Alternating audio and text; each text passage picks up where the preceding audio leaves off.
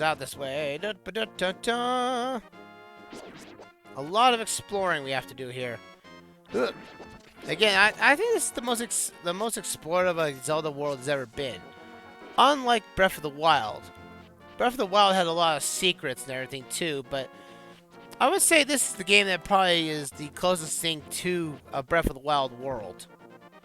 Just because of how big this map was. Because at the time, this was the biggest map the Zelda series has ever seen. Bigger than Zelda 2. And that was probably quite significant because I hear Zelda 2 was a very big game in its own right. Because I have never beaten Zelda 2. I have played it on certain occasions, but I have never beaten it. So watch out for that. So I don't know if I'll get into that game at all or something, because I just know it's just it's really, really, really hard in that regard. Come down here, we have a shop, and since I do have, that's right, I had 2 bottles. That's right, I got 2 bottles.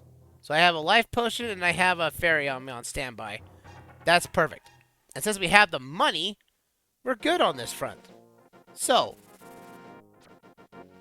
because we're going to need 500 rupees to basically continue on with the game in some fashion. It's an in-game paywall later on. Ow, you. Link does have a shield, as you can clearly see. If you have it facing the enemy that's attacking you, like with a bow and arrow, it will block shots. So you're not completely defenseless by this regard. Alright, no! I am not going to die to the blue knights of you. Come in here, and I believe this is a great fairy area here. Yes, it is. Convenience, I guess you want to call it. There we go. Let's see what's going up into here. We get to the Eastern Kingdom, they want to call this, the Eastern Kingdom. It's supposed to be like, not really plateaus, but more of pyramids. And you kind of get that from the map. From the map, it looks like a little bit of a... It looks plateau-y in the map, but it's supposed to be some sort of pyramid-like. I don't get that from there, but maybe you guys can. We jump down here, and we talk to this old man that's in here. I am indeed, sha-la-la-la-ha-la-la-la-la, the village elder and attendant of the 7 wise men. Oh, really, I say, I am surprised a young man like you is searching for the sword of evil's bane. Not just anyone can use that weapon. Legends say that the hero who has won the 3 pendants can wield the sword. Do you really want to find it? Yeah! Well, good. As a test, you can retrieve the Pendant of Courage from the East Palace. If you bring it here, I will tell you more of the legend and give you a magical artifact. Now, go forth to the palace. I'll definitely do that. Definitely go to the palace. But first, I need to blow a man's wall. Young man, I say, what are you doing? I am opening up the wall. You have stuff behind it. I can smell treasure from afar away. Again, more free bombs to get you, as well as 100 rupees for you to indulge in. Not bad at all. We're just making tons and tons of money right now at the moment, folks. Let's head up this way. Oh, you. Carry these. I think these are Armos, I want to call them. These are Armos. These things are like living statues. Once you get near them, they'll come to life and attack you. Man, I'm getting a lot of these things. I hope I don't have to throw any of these things at any enemies. I wish there was some kind of contraption I could get to throw these arrows somewhere. Just taking them out just to point people at. Hey, you. There we go. Alrighty. You. No. No. Ow. Get out of here. I curse you all. I curse you all, you Armo statues, for getting in my way. There we go. Oh, there's a blue knight ahead of us, too. Luckily, he can't jump down the stairs, so we can just be at a safe spot. Stairs are going to be our safe areas if you don't want to get attacked. But anyway, folks, let's enter our first dungeon. Let's go. Welcome to the Eastern Palace, ladies and gentlemen. Our sort of like technically second dungeon. The Hyrule Castle was our first, but that was technically a tutorial dungeon. This is our real main dungeon, our first one we're getting into. And it feels like I'm repeating myself because I remember Four Swords Adventures that the Eastern Palace was the first dungeon in that game too. So I feel like we're repeating myself here, but this is the Eastern Palace. We have these new enemy types, which are just sort of like, you know, the basic grunts or something like that. They're just weird creatures that kind of just jump around for no reason. Also, we have these metallic spheres, cannonballs, as you will, with one big one that comes down to it after a certain amount of time. They have these little alcoves you can get here to get out of the way of the sphere, so watch out for that. I want to come back this way. Ow! Didn't expect that to get hit there. Come back around here. People don't show this side off too much, but you can come up here, and there's actually a chest here containing money! Money, money, money! I love money. I also get used to this dungeon theme, because this is like the light dungeon theme. The palace themes and whatnot. It's not as, I wouldn't say as, it's okay. It's nothing grandeur or anything, but it basically gives you that hint that there's, you know, this place is massive. We come off to the right here. We got new, style children. Or basically skeletons in this case. Now they basically just jump around. There's another variant of them that have a red skull, and they'll throw their bones at you. So be bear in mind of that. We have an anti-fairy here we gotta watch out for. We need to find a switch, which is in the middle here. Come jump down here. And we get ourselves the dungeon map, ladies and gentlemen. You got the map. You can use it to see your current position and the rest of the dungeon. Press X. And we got 2 floors in this dungeon. Not bad. If you come back around here, there's a pot down there. There's 3 pots down here. 3 pots down here, and they give you a heart. It's not shown, but there is. And you heard from the game internally that there are. So this side was only to help you to get the map. Nothing more. There's a big chest down there. I wonder if we get the big key, we can get that. Hit these panels on the ground to open up the door. Have to deal with more of these style children. Or they call them Stalfos anyway. It's Stalfos. That's where I'm getting the name from. It's Stalfos. These things are annoying to get around. I think you can stun them. Or at least hit them with a boomerang. I think it does damage. Yes, it does. The boomerang does actually hurt them. So if you need a ranged weapon for the moment, use them. Not bad at all. Something you learn new every day. You want to watch out for the Stalfos from appearing on the ground here. Ow. I'll chuck a pot at you. There we go. Here, have a jar on me. Oh, I missed it. There we go. Oh, I love that spin attack. It hits like a truck. We also get an introduction of a new item. You found the compass. You can now pinpoint the lair of the dungeon's evil master. So yeah, we know exactly where the boss is. Very at the end of the game. Or the end of the dungeon anyway. Which it should be. Alright, we head off this way. We have these telepathic panels. I say, it is I! Shalala shalala. I can talk to you through these I'm tongue twister. Sorry, I say. But telepathically, when you touch these titles. Here's a hint. You can use the treasure hidden in this palace to defeat the armored foes. Ooh. I want this treasure. Too bad I don't have anything to actually help me with this. Hooah! Take care of you. Get these Stalfos away from us. Oh, there's the armored foe. Oh, there's like Igors or whatnot. Or they would be considered Igors later in game. Later in the series. Now, it says you need arrows to kill these things, but we don't have the way to use the arrows for. But, these green ones, you can kill them with pots. Only the green ones, though. There is a red variant later down the dungeon that doesn't, that's more resilient and can only be taken down with arrows. So watch out for that. Go back this way into here. We have this dark room ahead of us. We're gonna take these Stalfos out. These things have a key in them.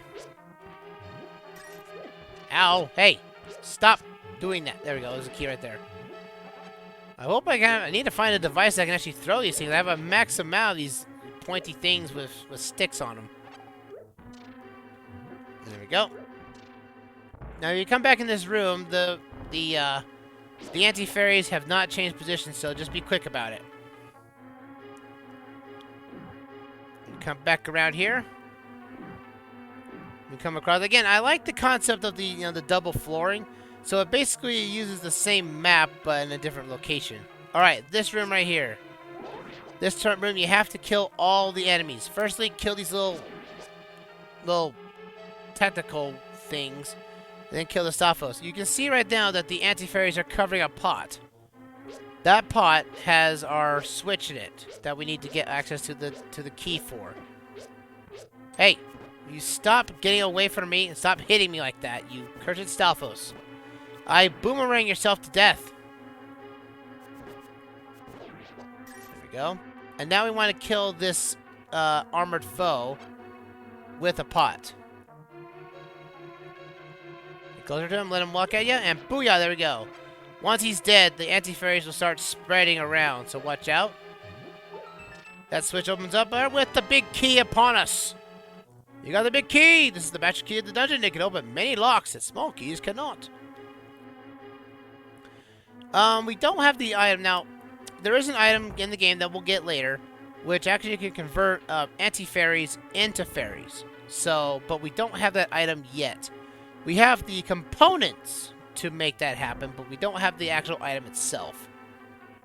So I'm going to come up here, clear this armored foe out here. Get him out of here. Booyah.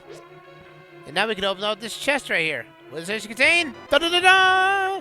You found the bow. You can now shoot arrows until you run out. So we have a new item, the bow. And this is also the first game of the Zelda formula that would, like, you find item in said dungeon, you use said item in said dungeon. But if you jump down here, you come down to this basement area, which you can refill on your fairies if you need to. I, for most, already have a potion and a fairy, so I don't need it at the moment. Hit these warp panels here, take you right back to the room you came from. Use that in motion. It took me a long time for that to figure that out, folks. That was actually a way you could jump down those things. Oh, we got there a dark room. I'm gonna light this up a bit here. There we go. We have these armored foes as well, but they die in one hit due to an arrow. Because again, they just shot himself right in the eye. Booyah! And he killed those enemies outright. Nice. We come up here, there's an anti-fairy, but also there is a room. Oh, there's also, I also didn't forget to mention. The Zelda, the whole, the lore of the infamous Chris Hooligan room is bound to this game. In a Nintendo Power magazine, there was a contest that if you win, you could get your name pushed inside of a Zelda game. This was this game. And it goes by the name of Chris Hooligan. And, but this room can only be accessed if you can glitch the game. If you somehow glitch the game to have Link's position in an awkward position, and drop down into a room of sorts, you'll appear in a room that has a lot of blue rupees, which counts out, I think, 45 count, I think, in money-wise. But also you get a message from the man himself. And, well, it's kind of weird about this man who apparently won the contest. You don't really, I don't think he's ever stated how he was put into the game like this. But I really would love to know that, really. I think that's a legend everyone could learn from. It's like the legendary Chris Hooligan room. Oh, it's Hooligan. Hooligan or Hooligan? I think I might have butchered the name right. Again, I probably have something on top, an info box above me saying, yes, I butchered the name. We also have our new enemy type. We have these armored foes, these Igors, that are red. They take 2 arrows to take down. but they are not. They cannot be harmed by anything but arrows. Here we go. Ooh yeah, hits like a spin attack. Hits like a truck. All right, now we're getting to. We're actually now near our first boss. Take you out. Come on, Armor Knights. You're sleeping. Come on, wake up. Arrow to the face. And I love how the arrow is a nice, quick, and convenient item to use. Alright, it's time to go to our first boss.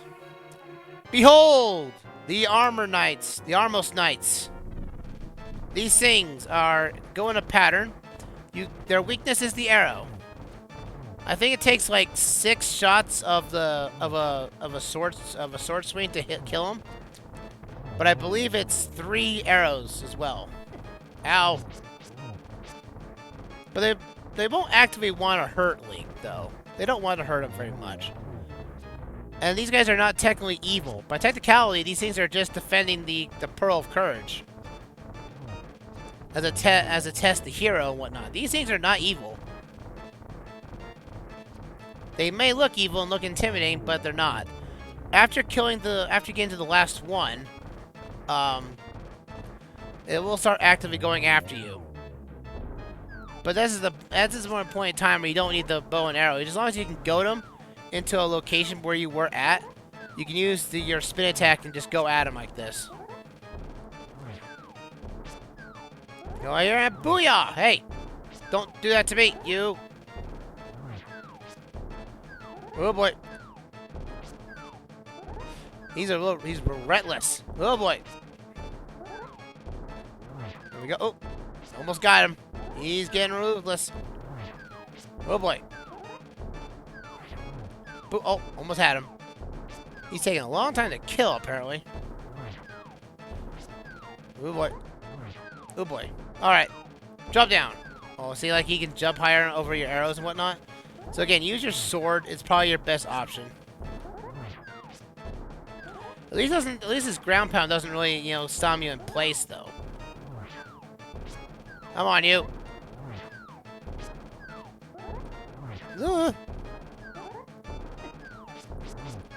Alright. They're going down. Booyah! Haha! Cornered him. And you get a heart container for your troubles. And we get our Pendant of Courage. Bum bum. Ba-da-bum. You won the Pendant of Courage. Take it to Shashalala. 2 pendants remain. Let's get out of here.